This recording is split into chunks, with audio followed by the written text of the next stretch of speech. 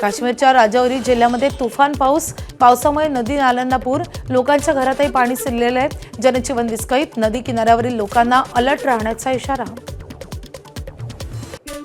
लडाखमधील कारगिलमध्ये अचानक पूर आणि त्यामुळे कारगिल जंस्कर हायवे पाण्याखाली आणि त्यामुळे वाहतूकही पूर्णपणे बंद। प्रशासनाकडून वाहतूक पूर्ववत करण्याचे प्रयत्न सुरू।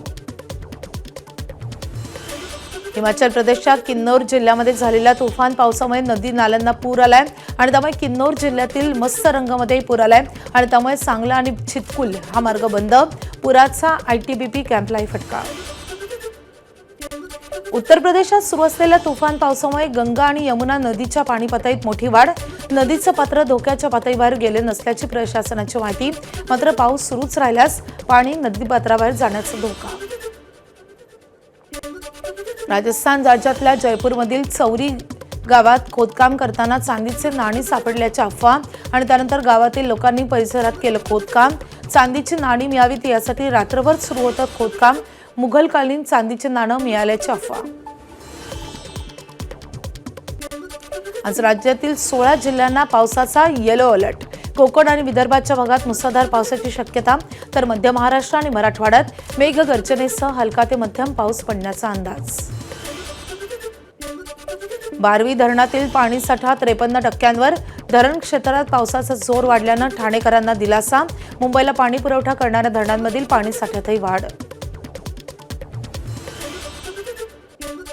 वाशिम जिल्ह्यात तब्बल 12 दिवसांनंतर पावसानं सर्वदूर हजेरी लावली आहे। वाशिम जिल्ह्यात खरीपाची 80% पेरणी आटोपल्यानंतर पावसानं पाठ फिरवली होती।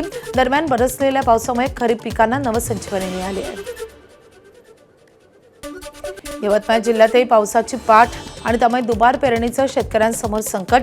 पाण्यासाठी शेतकऱ्यांचं वरून राजाला साकडं। गावातील युवक अंगाला लिंबाचा पाला बांधून हातात बैलाच्या खांद्यावरचा झुला बेडकी बांधत धोंडी धोंडी पाणी दे केला गजर। धोंडीवर पाणी अर्पण करून केलं ग्रामस्थांनी पूजन। जळगाव जिल्ह्यात पावसानं ओढ दिल्यामुळे शेतकऱ्यांची चिंता वाढली। पावसासाठी भुसावळ शहरातल्या राधाकृष्ण प्रभात फेरी सत्संगाचा भाविकांनी वरून राजाची आराधना केली आहे। कडुनिंबाचं पानं डोक्यावर घेत धोंडी यात्रा काढण्यात आली आहे। धोंडी धोंडी पाणी दे म्हणत वरून राजाला साकडं।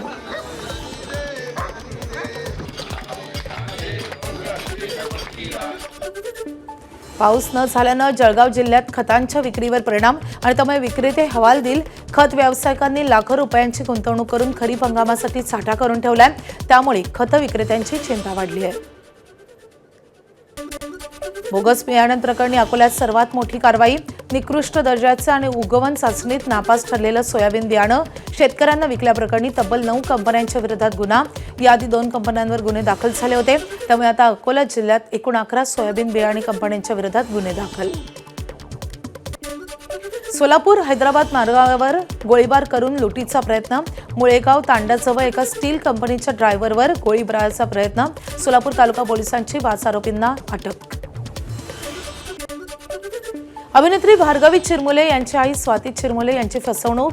गॅस एजन्सीकडून फोन करत असल्याचं सांगून केली फसवणूक। पोलिसांनी वेळीच त्यांचं बँक खातं गोठवल्यामुळे पैसे सुरक्षित राहिले।